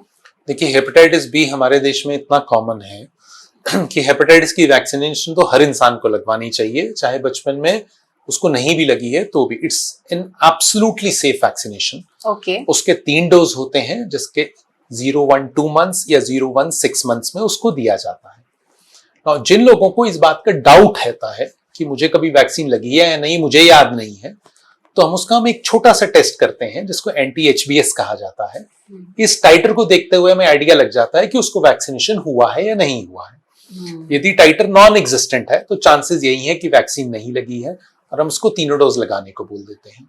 दिस इज अ वैक्सीनेशन जो लाइफ सेविंग वैक्सीन है, कैंसर सेविंग वैक्सीन है और लिवर सेविंग वैक्सीन है। और ये भी हो सकता है कि उसकी इम्यूनिटी डेवलप हुई हो due to a mild prior infection. ये इसमें डेफिनेटली एक ये पॉसिबिलिटी होती है कि अगर उसको पहले कभी भी एक्सपोजर हुआ हेपेटाइटिस बी का और बॉडी से उसको निकालने की कोशिश करी तो वो उसके अंदर रिफ्लेक्ट कर जाएगी। तो जिन लोगों को हेपेटाइटिस बी का, जैसे आपने सवाल पूछा कि कभी शायद पास में एक्सपोजर हुआ और वो हट गया हो, इसीलिए जो हम सो कॉल्ड, जो एटलीस्ट मैं अपने पेशेंट को सजेस्ट करता हूं, ऐसे हेल्थ चेकअप्स करना जिसमें हेपेटाइटिस बी और सी को चेक किया जाए, वो प्रूडेंट होता है। क्योंकि इवन अगर आपने हेपेटाइटिस बी को बॉडी से हटा भी दिया है तो भी ये मार्कर, इसको सीरोलॉजिकल मार्कर कहा जाता है, वो पॉजिटिव दिखते रहते हैं। तो क्या टेस्ट होगा कि हमें पता रहे whether we are having antibodies of hepatitis B? anti-HBs titre के नाम से जांच होती है। यदि उसकी वैल्यू 10 से ऊपर आ रही होती है तो हम प्रॉपरली वैक्सीनेटेड हैं, सेफ हैं, हमें कुछ करने की जरूरत नहीं है। ओके। अगर उसकी वैल्यू 0 से 10 के बीच में है तो शायद हमारे को वैक्सीन मिली थी, आपने उतना अच्छा एंटीबॉडी रिस्पॉन्स नहीं दिखाया, तो हमें वैक्सीन की डोज को ले लेना चाहिए। Okay. और अगर वैल्यूज बिल्कुल ही 0 है तो देन आपको जो पूरा कोर्स है वैक्सीनेशन का वो करवाना चाहिए। मेडिसिन की अगर बात करें तो हम ये अक्सर सुनते हैं कि जो ये सेल्फ मेडिकेशन है वो ना करें, क्योंकि जो भी दवाई या मेडिकेशन बॉडी में जाती है उसको लीवर सीधे एब्जॉर्ब करता है। So medicine abuse and liver, एक आम जन को क्या उस इंफॉर्मेशन को लेके सजग रहना चाहिए? देखिए, बड़ी सीधी सी बात है कि इस मुंह से जाने वाली हर वो चीज होनी चाहिए जो शरीर के लिए सेफ हो, वो चाहे खाना हो चाहे दवाई हो। आपने बिल्कुल सही कहा कि जो भी दवाई हमारे शरीर में जाती है वो स्टमक से सीधी की सीधे लिवर की तरफ डिलीवर होती है और लिवर उसको प्रोसेस करता है। चाहे वो एलोपैथिक दवाई हो, हर्बल दवाई हो, आयुर्वेदिक दवाई हो, यूनानी दवाई हो, लिवर हर चीज को प्रोसेस करता है। नौ हर इंसान का शरीर डिफरेंट डिफरेंट तरीके से सेम मेडिकेशन को या सेम केमिकल को रिएक्ट करता है। ओके। तो एक परिवार के अंदर ऐसा हो सकता है कि एक इंसान को आपने एक दवाई दी, उसने कहा कि मैं तो बहुत बढ़िया हो गया, दूसरे पर्सन ने कहा मुझे तो कोई फायदा नहीं हुआ या मुझे नुकसान हो गया। तो ये वेरिएशन तो एक परिवार के अंदर भी देखने के लिए मिलता है। तो हमें बड़ा केयरफुल रहना पड़ता है कि हम किसी भी चीज के अंदर कोई गलती ना करें। नाउ कोई भी मेडिसिन का सेल्फ यूज गलत होता है, और वो इसलिए गलत होता है क्योंकि इंसान कभी कभी अपनी बीमारी को उससे सप्रेस करता है। जैसे आपने एक पेन किलर लेना शुरू किया, आपको लगा मेरे घुटने में दर्द है, आप पेन किलर खाते गए खाते गए खाते गए, कुछ दिनों तक तो आपने उसका काम चला लिया विदाउट नोइंग कि हमें जरूरत है या नहीं है। जब उसके हार्म होने शुरू हुए, जब पेट में डैमेज हुआ, लिवर में डैमेज हुआ या किडनी में डैमेज हुआ, उस समय वो रियलाइजेशन हमारी हेल्प नहीं कर पाती है।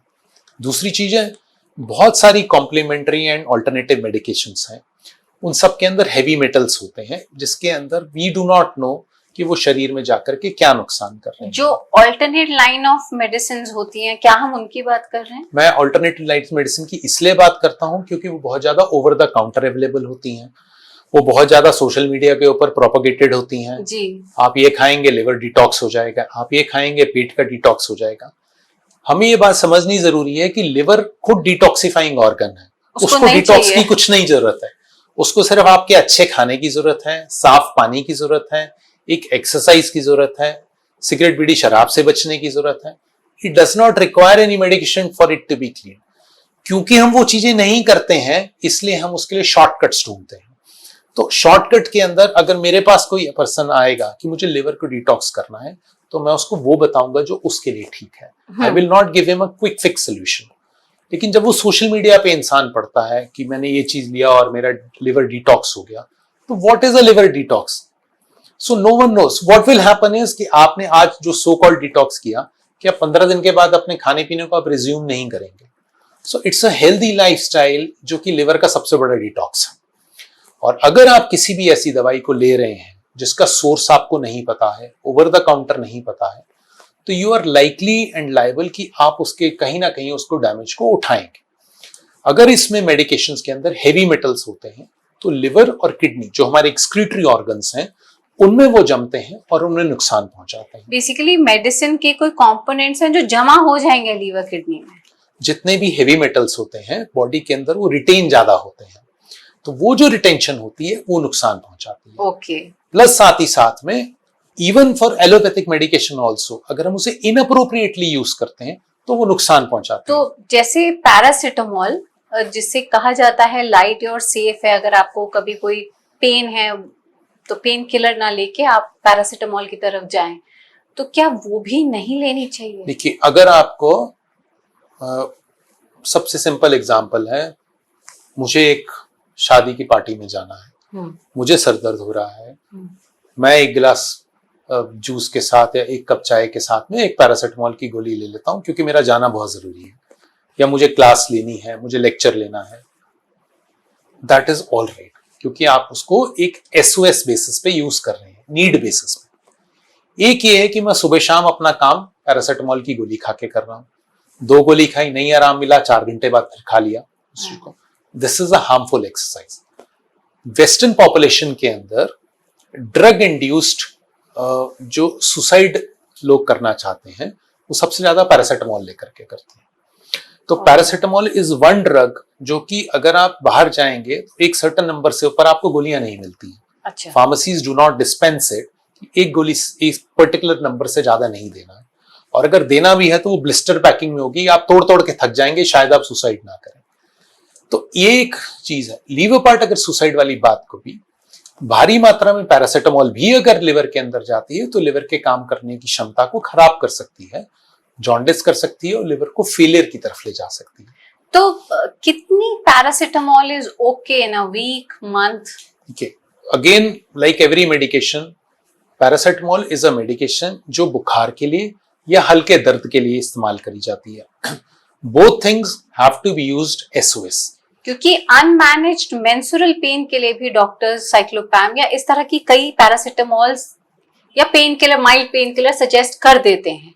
तो मेरा हम अपने हर पेशेंट को सिर्फ एक ही लाइन का कहना होता है, अगर आपको बुखार है आप बुखार की वजह पहले जानिए, अगर आपको दर्द है कमर में तो आप कमर के दर्द की वजह जानिए।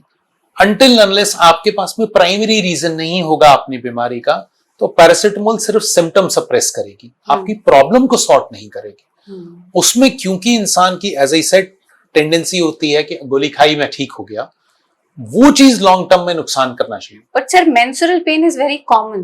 दैट्स व्हाई मैम, अगर आपको मेंस्ट्रुअल पेन होता है किसी भी पर्सन को, या कोई फीमेल हमारे पास में आती है, तो उसको भी यही कहा जाता है कि 12 मेंस्ट्रुएशन के जब ऑनसेट होने की फीलिंग उसको होती है उस समय पे लेना, और एक टैबलेट को मेंस्ट्रुएशन के ऑनसेट पे लेना सबसे आइडियल होता है। That will put to a sum total of 2 tablets.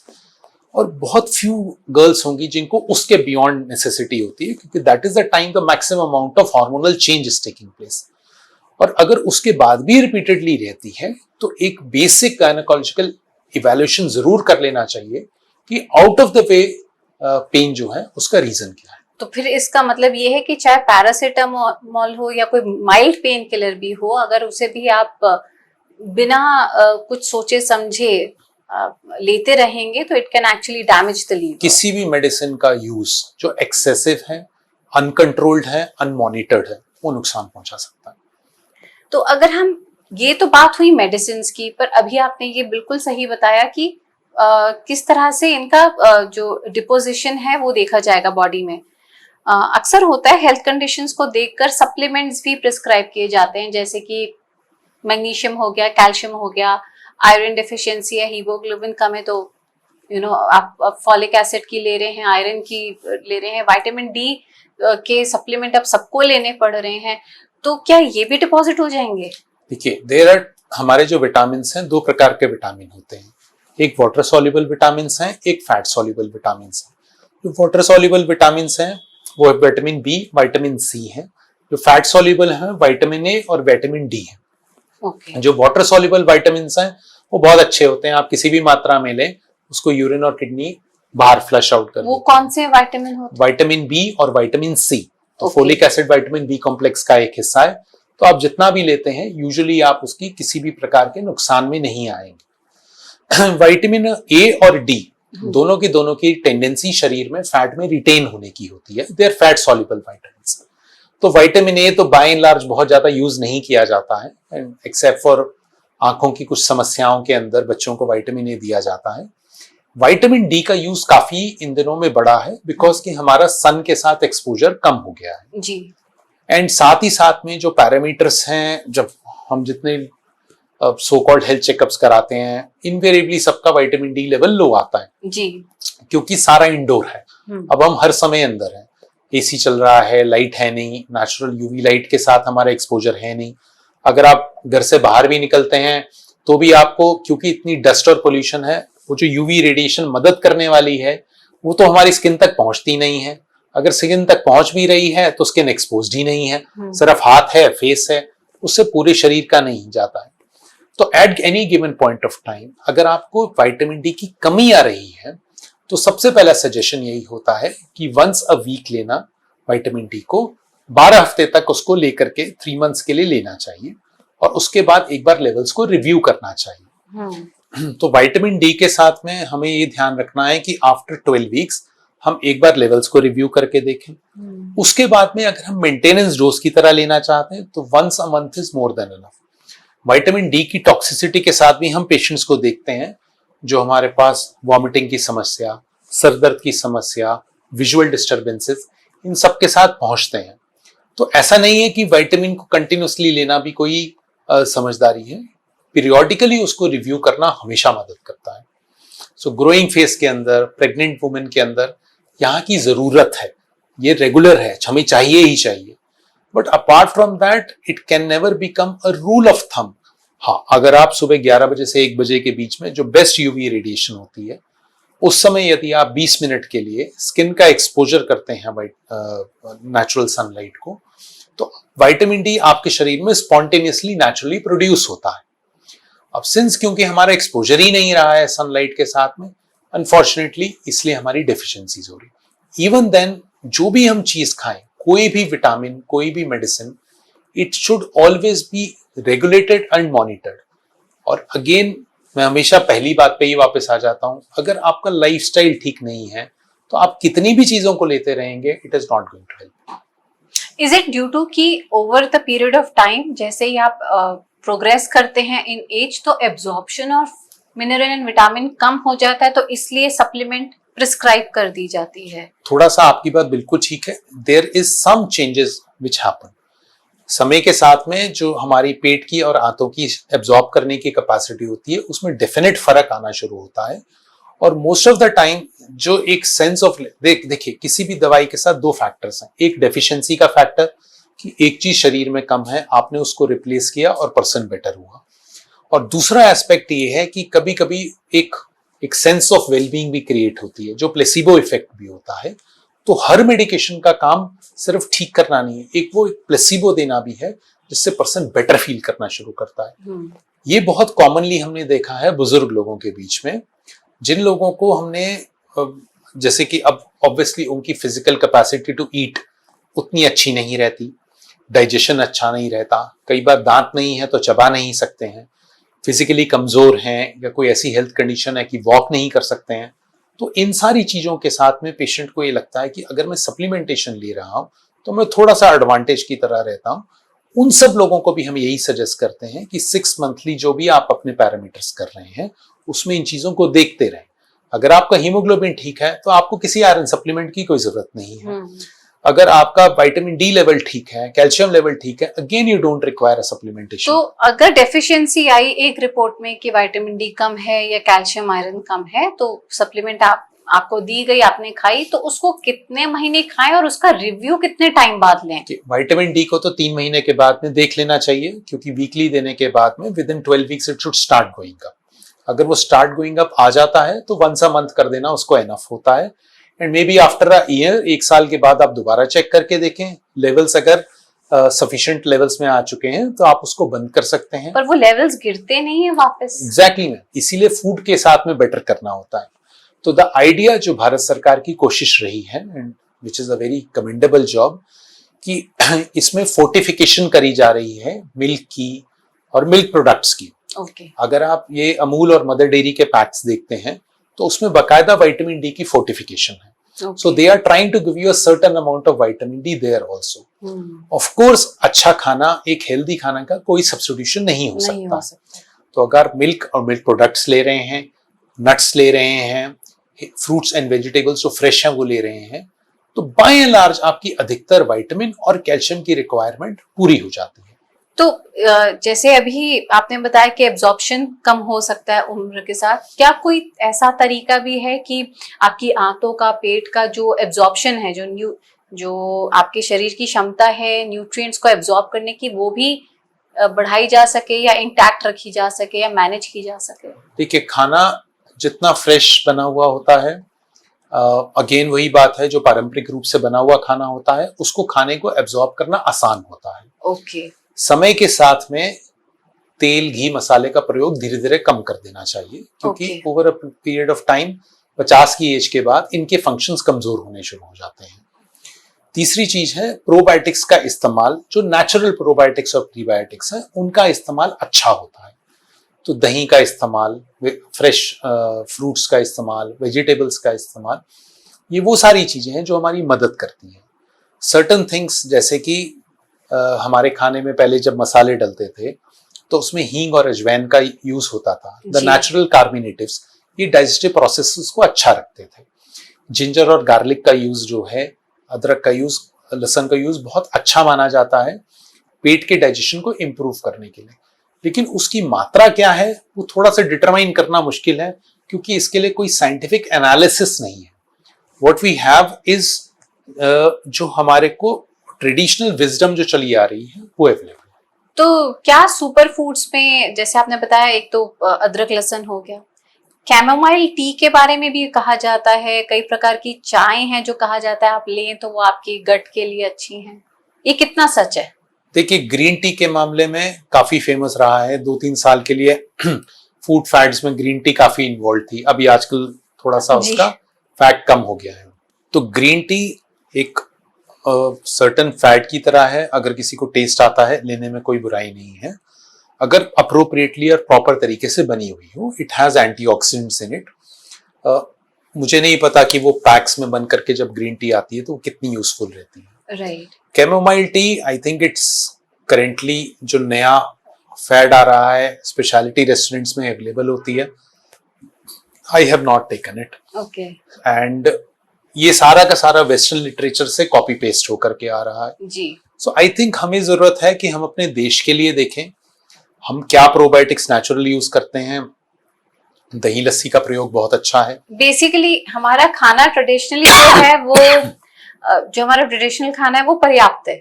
Yes. और रहा है हमेशा पर्याप्त। अगर आप साउथ इंडियन फूड को देखते हैं तो खाना ना बहुत बहुत ही हेल्दी तरीके से उनका खाना होता है। आपको खाने के स्टार्ट के अंदर रसम दिया जाता है। जी जी। और rasam is has excellent digestive properties, carminative है। और साउथ में ऐसा माना जाता है कि वो आपका गला साफ करती है, यानी सरस्वती का वास करती है। उसके बाद जो खाना आता है उसमें डोसा या इडली यानी फर्मेंटेड फूड्स आते हैं। जी। They act like natural probiotics. Okay. तो these are things, this is what हम अपने खाने के अंदर अगर डिस्कवर करते हैं तो वो सारी चीजें जो हम बाहर से सीख रहे हैं वो ऑलरेडी एग्जिस्ट करते हैं।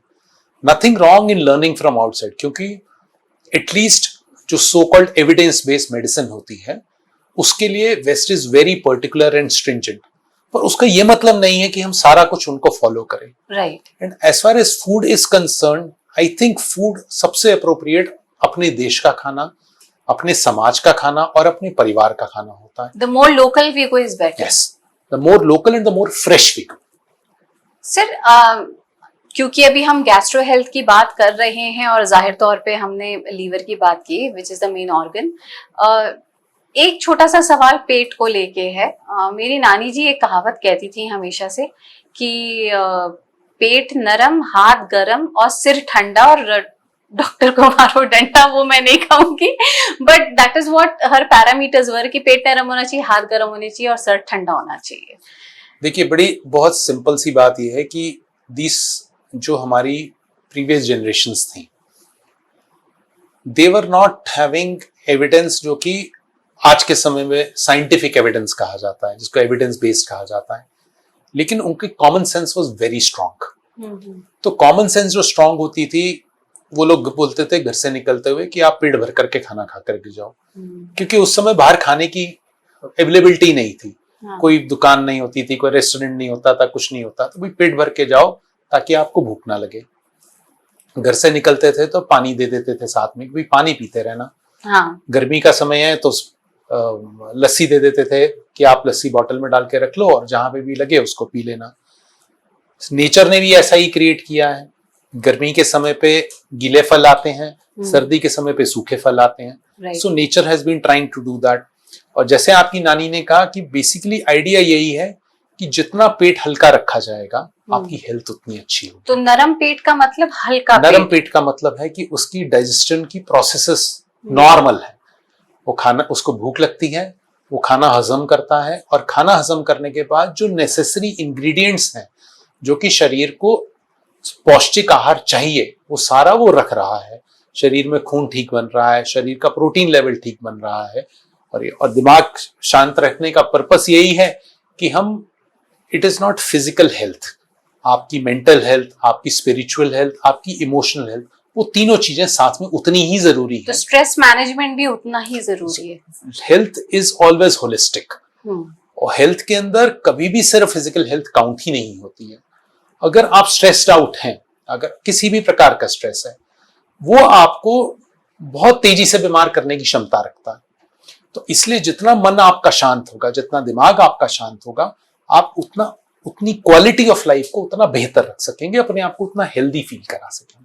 और क्योंकि हमने एक हल्के पेट की बात की, तो ये जो बेसिकली ब्रैट डाइट है, ब्रेड, राइस, एप्पल, तो ये वही बातें हैं जो हमारे बुजुर्ग हमें कह रहे हैं। ब्रैड डाइट बेसिकली उस समय के लिए होती है जब पेट में कोई इन्फेक्शन हो रखा हो। इनफैक्ट इसको इंट्रोड्यूस करने का पर्पस गैस्ट्रोएंटेराइटिस के समय पे, टाइफाइड के समय पे, उन समय पे लेने के लिए था कि जब इंसान कुछ भी ना खा पा रहा हो तो उस समय पे इस चीज को लिया जाए।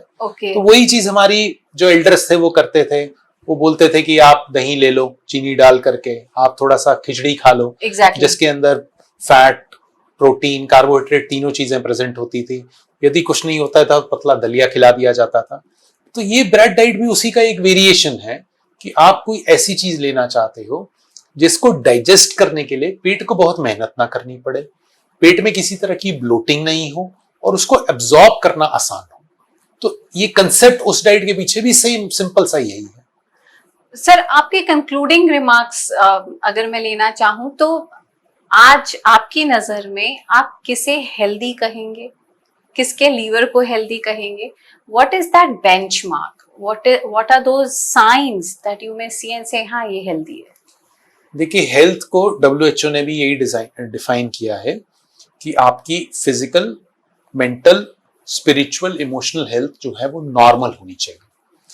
नाउ फिजिकल हेल्थ को डिफाइन करने का बड़ा सिंपल तरीका है कि इंसान का हाइट, वेट नॉर्मल होना चाहिए, किसी प्रकार की कोई एग्जिस्टिंग डिसऑर्डर नहीं होना चाहिए, और अगर कोई डायबिटीज, बीपी, इस प्रकार का कोई डिसऑर्डर है तो वो वेल कंट्रोल्ड होना चाहिए। विद और without medication is a thing जो कि डिसाइड किया जाता है। मेंटल हेल्थ की जहां तक बात आती है, इंसान अपने काम में कितना इंटरेस्ट ले रहा है, अपने परिवार में कितना इंटरेस्ट ले रहा है, वो कितना काम के लिए एक्साइटेड है, कितना पैशनेट है, क्या उसको रात को नींद ठीक से आ रही है, क्या वो सुबह उठ के फ्रेश महसूस करता है to start new day. This I believe is mental health. And spiritual health is very important कि are we trying to benefit anyone else apart from our own self. अपने आप के अलावा क्या हम समाज को कुछ कंट्रीब्यूट कर पा रहे हैं कि नहीं कर पा रहे हैं, ये आई थिंक हम सबको सोचना जरूरी है अगर हम आने वाले समय में इस समाज को और इस देश को बेहतर देखना चाहते हैं। लिवर के लिए मैं हमेशा सबको कहता हूं, हेल्दी लिवर, हेल्दी लाइफ। और वो इस वजह से है बिकॉज लिवर के पैरामीटर्स जब बिगड़ने शुरू होते हैं तो उस समय चीजें बहुत तेजी से बिगड़ती हैं। लिवर की हेल्थ के लिए अगर आप हेल्दी लाइफ के लिए हेल्दी ईटिंग करते हैं, किसी भी प्रकार की बेसिक एक्सरसाइज करते हैं, अगर आप ओवरवेट नहीं है, अगर सिगरेट, बीड़ी, शराब की यदि आप सेवन करते भी हैं तो एटलीस्ट इतने कंट्रोल में है कि आपको हार्म ना करे। आप अगर आपको किसी मेडिसिन की जरूरत है तो अंडर प्रॉपर सुपरविजन उस मेडिसिन को लें। कभी भी मेडिसिन को अपने आप या ओवर द काउंटर लेने की कोशिश ना करें। और साल में एक बार इस वंडरफुल ऑलराउंडर ऑर्गन का एक बार जरूर चेक करें। वो सिंपल लिवर फंक्शन टेस्ट और अल्ट्रासाउंड करना मोर देन एडिक्वेट होता है, जो आपको ये बता देता है कि आपकी लिवर की फंक्शनिंग कैसी है। इन छोटे छोटे पैरामीटर्स को फॉलो करने से हम लिवर की हेल्थ को कभी भी बिगड़ने से बचा सकते हैं। सेकेंडली, अनफॉर्चुनेटली कभी अगर लिवर पे कोई समस्या आ भी जाए, उसके लिए समय रहते एक्शन लेना, समय रहते एनालाइज करना हमें उस चीज को बिगड़ने से बचा सकता है। तो आज के समय में अगर हमारे को लिवर ठीक है तो उसको फैटी नहीं होने देना है, अगर फैटी हो भी गया है तो रिवर्स करना है, लिवर की बीमारी में कन्वर्ट नहीं होने देना है। सबको हेपेटाइटिस बी की वैक्सीन जरूर लगवानी है, और शराब का सेवन जितना कट डाउन कर सकें, सोशली एक्सेप्टेबल ना बनने दें इसको, उस चीज पे ध्यान देने की जरूरत है। यदि इन छोटे छोटे पैरामीटर्स को हम फॉलो करते हैं तो आई थिंक लिवर और हमारी हेल्थ जो है अच्छे से मेंटेन की जा सकती है। डॉक्टर शरद, आपने अपना कीमती समय निकाला और आप हमारे पॉडकास्ट में आए, इसके लिए आपका शुक्रिया अदा करना चाहेंगे। And I really can't express gratitude, क्योंकि ये इतनी वाइटल इंफॉर्मेशन है जो कि इतनी सरल और सहज है हम सबके लिए अपनाने के लिए। It's not really a big deal to keep your liver healthy और to stay healthy, and especially जब आपके जैसे experienced expert हमें ये बताते हैं कि कैसे आप अपना ख्याल रख सकते हैं ना, very simple way, then they come as a golden words for us. Thank you. Thank you, sir. Thank you. So balanced and healthy lifestyle is the key to healthy liver and healthy you. अपना ख्याल रखिए। Stay fit, stay healthy. Like, share, subscribe करना ना भूलें। अगले podcast में फिर मिलते हैं। तब तक के लिए टेक केयर, बाय बाय, नमस्ते, जय हिंद।